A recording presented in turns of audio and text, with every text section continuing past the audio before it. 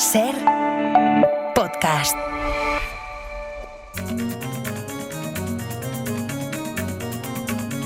Hoy por Hoy Magazine.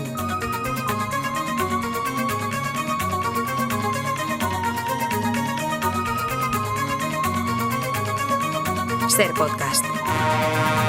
Parlami dell'esistenza di mondi lontanissimi, di civiltà sepolte, di continenti alla deriva. Parlami dell'amore. Reunión alrededor de la mesa de Hoy por Hoy del Ministerio de Ciencia y Tecnología. Nuño Domínguez, ¿qué tal? Muy buenos días. Buenos días. Y Jaime García Cantero, muy buenos días. Muy buenos días. Vamos a empezar con todo de cositas que son recientes, calentitas. Una es de esta misma noche, de hecho hemos cerrado el abierto hablando de ello, que es el asesinato del activista influencer de ultraderecha en Estados Unidos, aliado, amigo de Donald Trump, Charlie Kirk. Yo no le conocía. Charlie Kirk es muy conocido en Estados Unidos, en un círculo muy concreto, sí, que es este círculo más libertario de ultraderecha de los Estados Unidos. Él tiene un podcast muy conocido. Hemos hablado aquí ya, ¿no?, del rol que juegan los podcasts en la comunicación actual. Sí. El suyo es de esos, vamos a decir, más provocadores, entre comillas, un podcast abiertamente negacionista. Contra las mujeres, contra los negros, anti-inmigración. Rodeado de polémicas, pero creo que lo de ayer, una persona que vivió en las redes y ha muerto en las redes, y todo lo que ocurrió anoche en las redes, creo que visibiliza parte de los problemas que tenemos las democracias occidentales, ¿no? Sí. Gente defendiendo la muerte de alguien, lo cual haya dicho lo que haya dicho es absolutamente injustificable. No, y otra gente amenazando de muerte a estos que reían esta muerte. Entonces creo que el circo mediático de anoche, una muerte que yo creo que todos seguimos en las redes, ¿no?, porque nos iban llegando fotos y imágenes de estas que posiblemente en los medios tradicionales no pondríamos, ¿no?, porque fotos y vídeos de una persona muriendo grabadas a 5 metros de distancia. Sí. Y creo que es un poco síntoma de lo que está ocurriendo en Estados Unidos, y no solo en Estados Unidos, porque este tipo de debates polarizantes los tenemos también aquí, afortunadamente sin muertes todavía. Y preocupa un poco también que el presidente meta más leña al fuego, ¿no? Claro, esto es lo que decíamos en el cierre del abierto, de la izquierda radical, es decir, en lugar de salir a calmar y a templar. La historia de asesinatos que han provocado después. Exacto. Y luego también, ¿no? Con su cuenta como presidente, que es importante, ¿eh? Donald Trump tiene su cuenta como Donald Trump y tiene su cuenta como presidente de los Estados Unidos, y es desde la cuenta como presidente de Estados Unidos donde ayer dice estas cosas.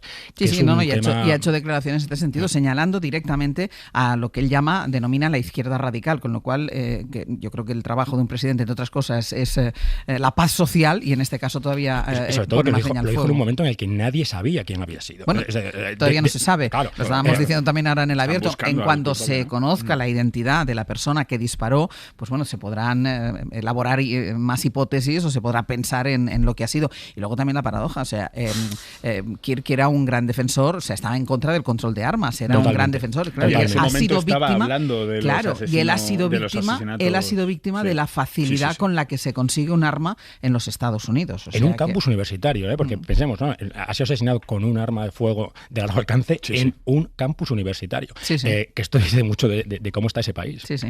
Hablando de aliados de Trump, porque Kirk era amigo, era aliado de Trump, hay que mencionar a todos los tecnomillonarios de Silicon Valley, pero ya todos, o sea, ya es que ya no hay excepción, porque Bill Gates, Tim Cook, Mark Zuckerberg, Sam Altman, todos rindieron pleitesía la semana pasada a la Casa Blanca en un espectáculo que da un poco de vergüenza. Da mucha vergüenza. Yo creo que da mucha vergüenza esa cena organizada por Melania, porque es Melania Trump la que convoca esa cena, que es un absoluto acto de vasallaje en el más estricto de los sentidos, ¿no? Señores que se humillan ante un rey, que es el señor Pero ya Donald. Todos, insisto. Absolutamente todos. O sea, incluido Bill Gates, que era la última esperanza. Pero es que Tim Cook, que también en algún momento fue la esperanza, el CEO de Apple, hay un vídeo en el que él habla 2 minutos y le das gracias al presidente de Estados Unidos 8 veces en 2 minutos. Es un nivel de humillación nunca visto. Cómo Trump pasa lista preguntándole a cada uno de ellos cuánto dinero van a gastar en el próximo año en Estados Unidos. El tono del presidente es absolutamente vergonzante. Pero creo que es importante entender esto del vasallaje. Estos señores se humillan ante este rey que es el señor Donald Trump, porque esperan algo a cambio. Porque esperan de ese señor lo que esperaban los señores feudales de sus reyes: protección. Y esa protección es la que el señor Trump les está prometiendo. Y vamos a verlo con el caso de Google y la Comisión Europea. Se acaba de poner a Google una... protección, que quiere decir nada de legislación, es decir, claro, libertad absoluta. No solamente nada de legislación, sino hacer frente a las legislaciones extranjeras. ¿Qué es lo que está ocurriendo aquí? Cuando el señor Donald Trump se pone como se pone, amenazando a Europa con más aranceles, si no le quita la multa a Google, es esto. Él se está devolviendo a sus vasallos los favores prestados. Y creo que si la Comisión Europea cede en esto, que esperemos que no ceda, esto no va a tener fin. ¿Por qué quiere decir esperemos que no ceda? Hemos visto a Ursula von der Leyen también rindiendo pleitesía a Donald Trump con el tema de los aranceles. Pero el tema es que la multa a Google, que es una multa técnica, que se ha puesto por incumplir leyes europeas, esto es importante decirlo, o sea, esto no es una decisión política. Hay un tribunal europeo que cree que Google ha incumplido unas leyes que nos hemos puesto como sociedad a este lado del mundo.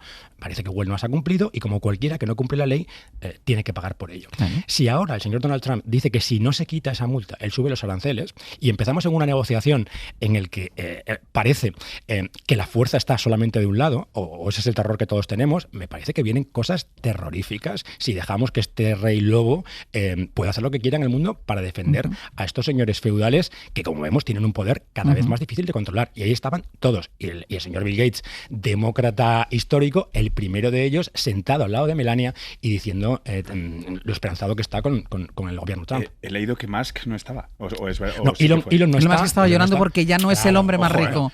Es que estaba llorando. Creo que dijo que era por otros asuntos, pero etcétera. Pero era el delfín del rey, pero ya no es querido en la corte y no apareció por allí. Hay alguna ausencia más, tampoco está el CEO de Nvidia, que como sabemos es otra de las compañías más potentes del mundo, y Larry Ellison, que es el nuevo hombre más rico del mundo, que delegó en otra persona de su compañía. No quiso hacer vasallaje. Porque él tiene 81 años y le pareció que lo dirá. Pero ¿qué se debe sentir al arrebatarle a Elon Musk el título de hombre más rico del mundo? Bueno, pues es curioso porque Larry Ellison es mucho más mayor, es de la generación anterior, tiene 81 años y fundó Oracle, su compañía, en el año 77. Es decir, es una compañía histórica que ha pasado por el mundo de las bases de datos, luego por la nube y ahora por la inteligencia artificial. Yo conozco a Larry porque él vino mucho a España. Conozco a Larry. Atención al tema, Mi amigo Larry. Hemos coincidido porque él vino mucho a España en la época de la Copa América en Valencia, porque él tenía un barco, y no es que tuviera un barco, es que él iba en la tripulación del barco. De hecho, llegó a la final y como no ganó, se enfadó, se bajó del barco y se fue sin despedirse de nadie. Es un personaje muy peculiar que nunca ha disimulado que es muy republicano, es un señor muy de derechas, en contra de cualquier regulación, que lo que le encantan son los trajes italianos, los yates y este tipo de cosas. Y es famoso por una anécdota, que es que él se compró un caza, o sea, un avión de combate, que él mismo pilota y con el que sobrevuela San Francisco. Y como por supuesto esto es ilegal, sobrevolar poblaciones con aviones de guerra, él es multado todos los días con una cantidad muy alta. Pero ya lo tiene en el presupuesto. Y lo que hace es que él, el día 1, paga todo lo del año por adelantado. Dice, yo voy a seguir volando, hago lo que quiero, o sea, tenéis aquí el dinero, yo voy a seguir sobrevolando con mi caza todas las mañanas. Este señor Larry Ellison, Larry para Jaime, es el hombre más rico del mundo. Voy a hacer una pausa y a la vuelta vamos con cosas. A dar una vuelta. Sí, exacto. Vamos con cosas serias por una palabra que yo he aprendido gracias a Nuño, que es fagos. A la vuelta lo contamos. ¿Te parece? Perfecto. Hablamos de los fagos.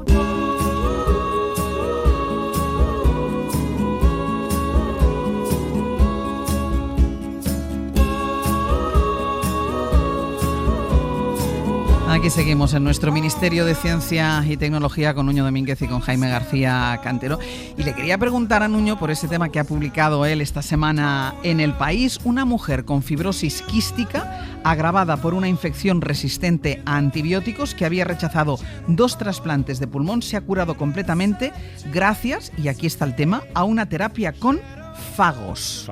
Cuéntanos esta historia. Bueno, pues esta historia es una historia alucinante de cómo la ciencia utiliza los recursos de la naturaleza. O sea, ahora mismo, mientras hablamos, en el mundo microscópico de los microbios y de los virus, hay una lucha constante entre microbios y los virus que atacan selectivamente a microbios. Y los virus son mucho más numerosos. Hay 10 o 100 veces más virus. Entonces, esta investigación se centra en los virus bacteriófagos, es decir, los virus que se comen bacterias. Las bacterias. Eso es. Las bacterias malas. Las bacterias malas. Entonces es también un caso de medicina personalizada porque lo que ha hecho este equipo, dirigido por Pilar Domingo Calap, investigadora de la Universidad de Valencia, es encontrar el fago concreto que era capaz de eliminar o de combatir a la infección bacteriana que sufría Irene Nevado, que es este caso de una mujer que va a cumplir 46 años este año y que tiene una historia de superación en su vida tremenda. 2 trasplantes, 2 rechazos.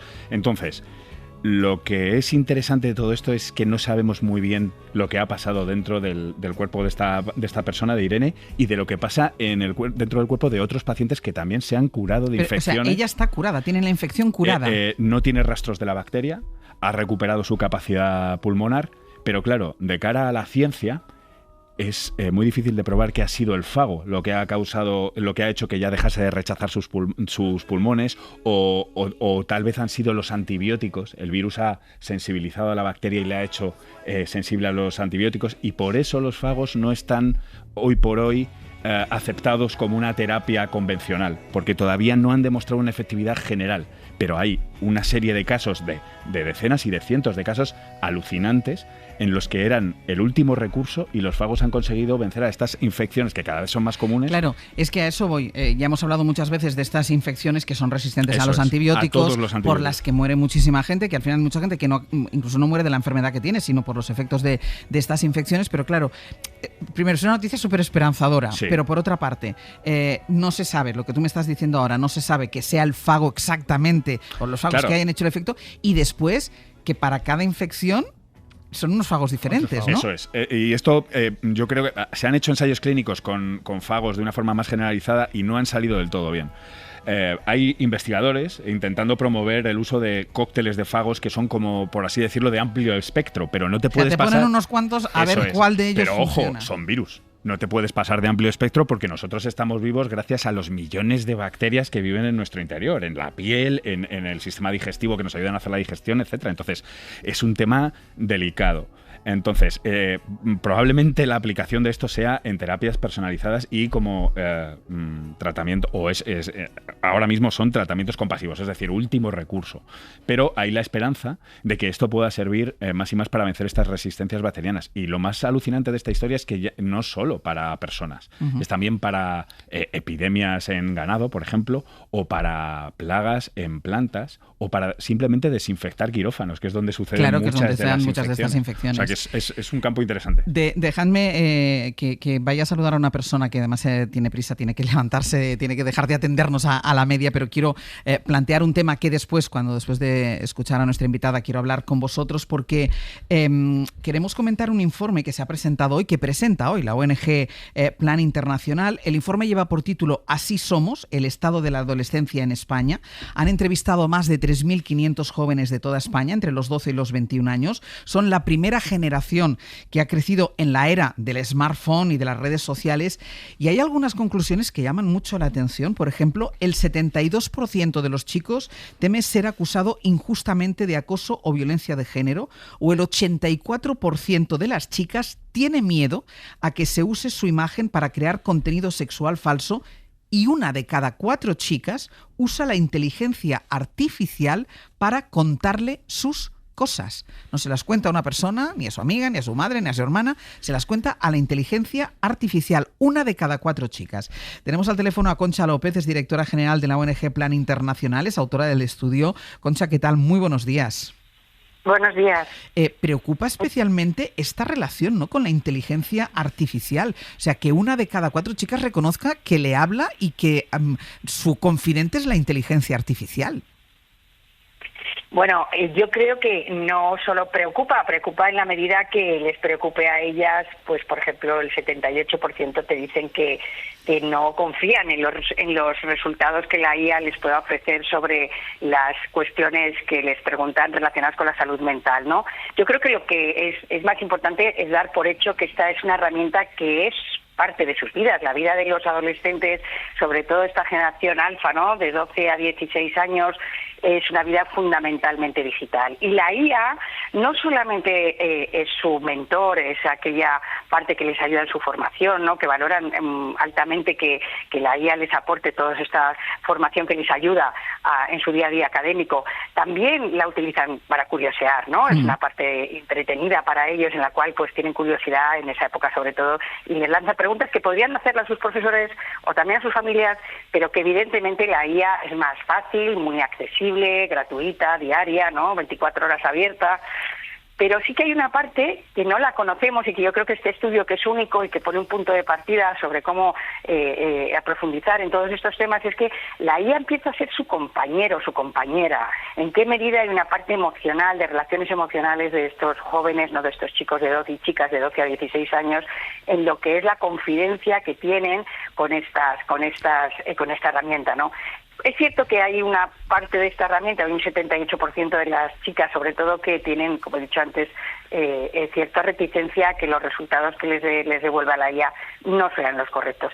Pero yo creo que nos está dando unas señales muy claras el estudio. Este estudio está dando unas señales muy claras de por dónde esta generación va a utilizar esta tecnología, que es su apoyo, pero que por otro lado también está en construcción. Y eso les hace tener ciertos temores. Claro, desde que dices que hay en construcción, hay una cosa que me llama la atención de las recomendaciones que hacéis vosotros con el informe, que llegáis a hablar del desamparo digital de los chavales, como si la sensación de que les hemos dejado solos ante la tecnología. Bueno, es una frase que tiene que ver con la importancia que tiene. Por ejemplo, ayer se debatió, ¿no?, en el Congreso, como bien sabes, ¿no?, todo el proyecto de ley de protección a los menores en el entorno digital. Pues quiere que haya una estandarización de la educación digital, que por supuesto esta educación digital vaya unida a la educación emocional. Nuestra campaña es más inteligencia emocional para la inteligencia artificial. Creemos que es fundamental que haya recursos, no solo leyes, proyectos de ley, que haya grupos de expertos. O sea, hay un grupo de trabajo en el entorno digital, pero ahora se necesitan políticas claras, claro. Se necesitan políticas que además escuchen, incluyan las opiniones de estos chicos, ¿no? Que esto es la gran diferencia, y que eso las garantías y unos recursos, si se pongan en marcha unos programas. Si no, esto pues se volverá a quedar en un saco vacío. Concha, ¿hay mucha diferencia entre las respuestas o las preocupaciones o la relación que tienen con la tecnología y con la inteligencia artificial los chicos y las chicas? Bueno, siempre a medida que van avanzando en la edad se hacen más conscientes de las preocupaciones, y parece que las chicas siempre tienen una preocupación añadida a la de los chicos, ¿no? Es muy curioso que nos han dicho que solo un 14% no ha utilizado la IA en el último mes, sobre 3.500 ¿De qué edades estamos hablando, Concha? Sí, yo creo que esto, la parte más interesante de este informe es que vamos desde los 12 hasta los 21 años, pero en esa franja de 12 a 16 no hay información. Es muy difícil obtener información en esa edad por los temas de protección de datos, evidentemente. Entonces, lo que hemos hecho es preguntar a esos niños y a esas niñas, a esos chicos y a esas chicas, que son lo que es la nueva generación alfa, la que va a ser la nueva generación alfa, que ya ha nacido y que va a transitar hasta la vida adulta en la inteligencia artificial. Entonces, en este sentido, no estamos hablando de un recuerdo, estamos hablando exactamente de cómo viven ellos, cómo tienen esta vida digital en el día a día. En ese sentido también pues queremos resaltar que estos chicos y estas chicas, que era lo que tú preguntabas, sí, si había alguna diferencia, pues por ejemplo a las chicas les preocupa más que tengan una pérdida de criterio a largo plazo al utilizar la IA, y a los chicos pues o que se vuelvan en principio, como decimos, no coloquialmente, más vagos. Por otro lado, hay un tema clave para los chicos y para las chicas, que es que se emitan vídeos sexuales, imágenes sexuales falsos, sin el consentimiento de ambos. Y sobre todo cuando le hemos preguntado a los chicos, ¿no?, ¿qué es lo que tienen miedo? Tienen miedo que las chicas les denuncien de una manera injusta, que no sea una manera real. Y por otro lado también nos hemos dado cuenta que las chicas están muy, muy preocupadas que se difundan vídeos sexuales, imágenes sexuales, conversaciones sin su consentimiento, ¿no? Yo creo que este es el punto más importante de todo este trabajo, ¿no?, relacionado con cómo entienden ellos y entienden ellas la igualdad, y cómo esta nueva herramienta que está diariamente en sus vidas pues puede en principio reproducir algunos de los estereotipos, ¿no? Ya hablan, ¿no? Hay un 38% de las chicas y de los chicos que han manifestado que la IA puede ser discriminatoria, que puede reflejar todavía todos los sesgos que tenemos en relación con el género, con la etnia, con el origen, ¿no?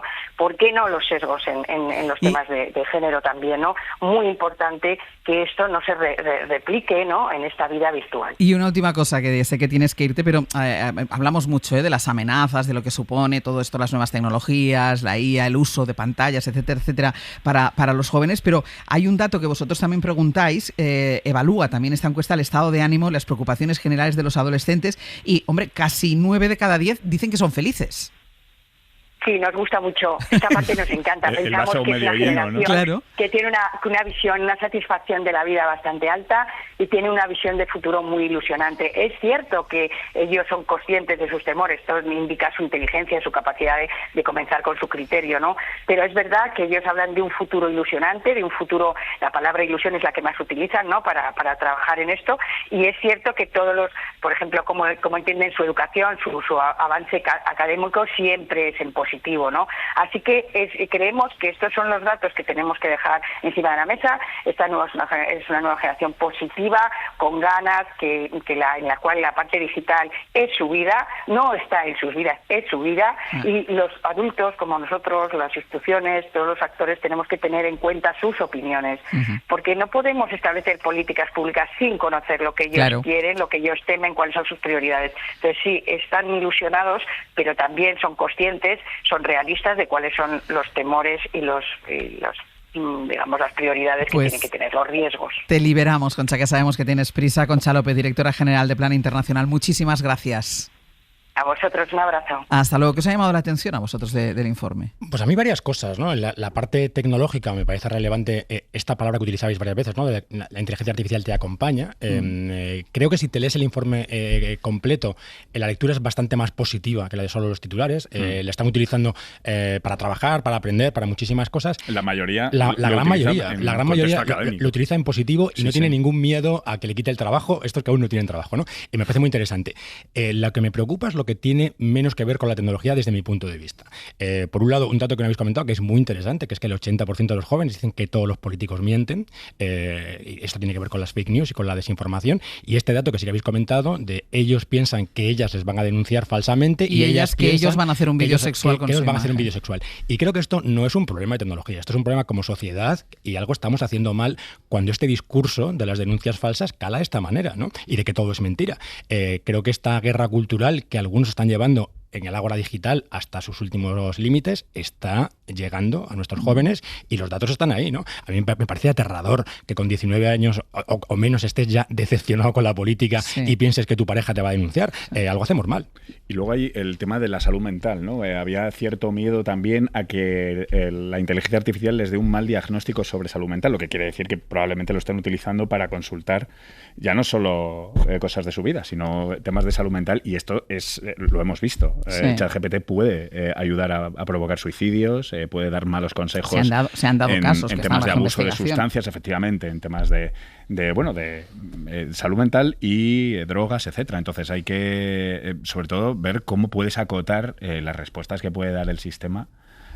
Sobre todo en tema, porque yo conozco casos de amigos que están subiendo sus informes médicos a ChatGPT para ver qué les dice de lo para el diagnóstico que les haga Entonces esto y ChatGPT te responde y te dice, normalmente aciertan más o menos, pero por supuesto no sustituye nunca a un especialista que te va a decir no tal. Entonces, pero ahí cuidado. Pero ¿qué parte de esto es culpa de ChatGPT y qué parte de esto es que mucha gente no tiene acceso a salud mental y que no sabe lo que es tampoco ChatGPT realmente? Las cosas están como están, los servicios públicos están como están.